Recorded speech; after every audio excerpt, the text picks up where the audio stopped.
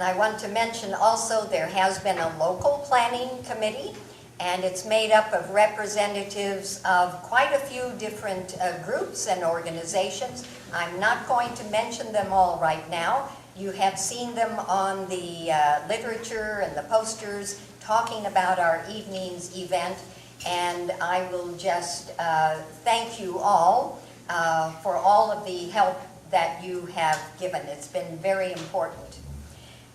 And we are very fortunate to have this opportunity to learn not how bad the world's environment and economic problems are, but what it is that has helped Germany to be so successful, to become a world leader in renewable energy that has not only been cost effective, but that has stimulated economic and job development across that country. Dr. Christine Woerlen was the head of the Renewable Energy Division of Germany's Energy Agency. And now, because of her experience, she has been in demand to consult with countries around the world. And we are all eager to learn from that experience. Her area of expertise in particular is on issues of integrating large amounts of renewable energy into the existing energy system. She was previously a project or a program manager for renewable energy and new low greenhouse gas emitting energy technologies at the Global Environment Facility and a staff member at the World Bank.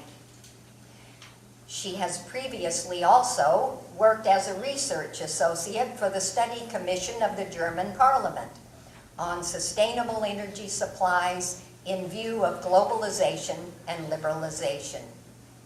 She has degrees in geoecology and economics from Bayreuth University in Germany and a PhD from Boston University.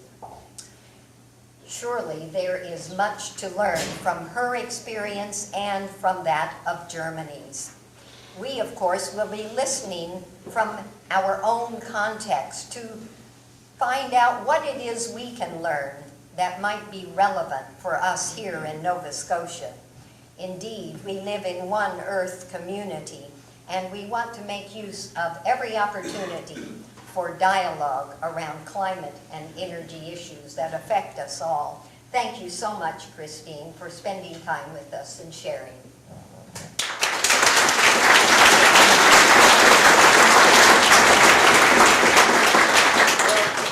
Thank you, Linda.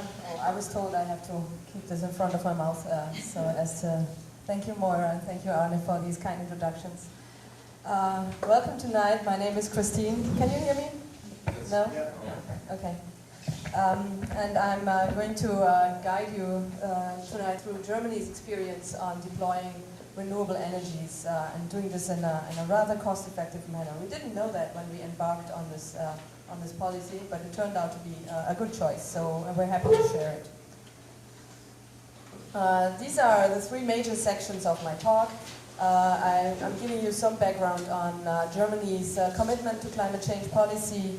Then I'm going to go into the mechanics of how the feed-in tariff works in Germany and what is necessary to make a feed-in tariff a success.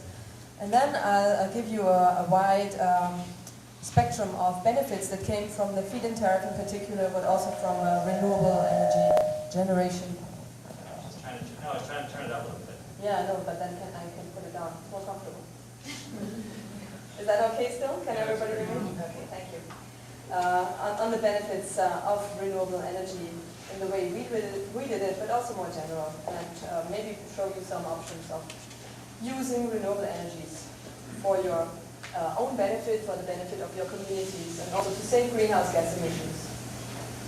So Germany is a global leader, I would say, in climate policy. We hosted the first conference of the parties to the UN Framework Convention on Climate Change in 1995, and as Canada knows very well, the host country of such a convention has a feeling of specific obligation to be very constructive about that. Incidentally, our environment minister at that time was a young woman called Angela Merkel, who you might know today as our chancellor. So she personifies the consistency and continuity of Germany's engagement in the climate change area.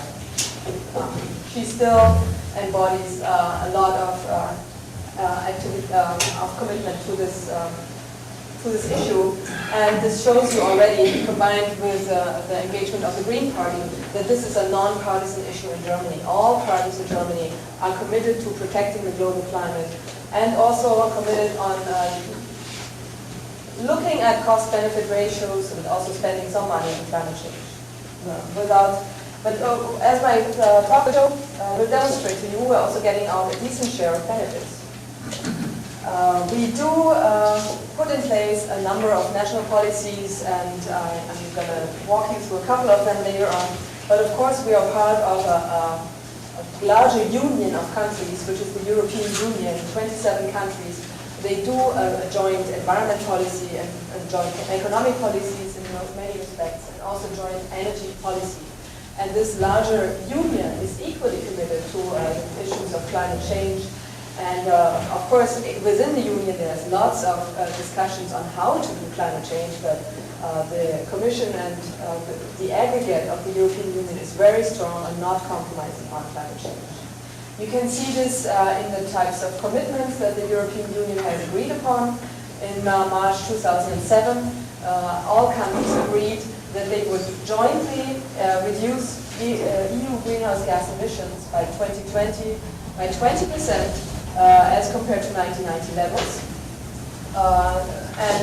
They would do this by, among other things, increasing energy efficiency by 20% and using 20%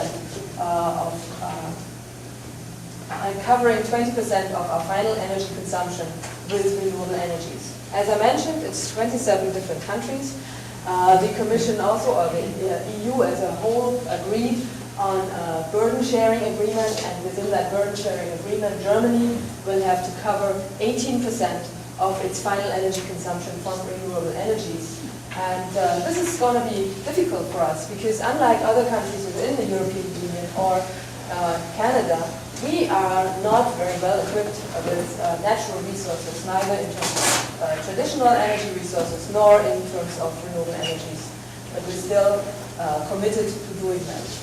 Coming back to the European Union also has agreed that if Copenhagen in the fall comes up with an agreement following to the Kyoto Protocol, then the European Union will strive to reduce their greenhouse gas emissions by 30% rather than 20%.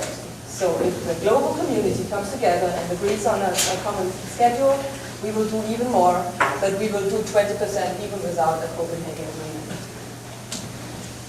Germany, for national action, has put in place a measure of a package of 29 measures that have been implemented for the largest part over the last 1.5 years. We're now coming into a natural break because we have elections, federal elections in the fall, and the parliament is going out of session pretty soon.